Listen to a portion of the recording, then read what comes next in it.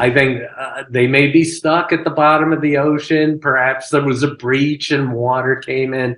I'm not very optimistic for their return, but it's a cliche, but it's true. If this is the end for them, they went out doing something they loved.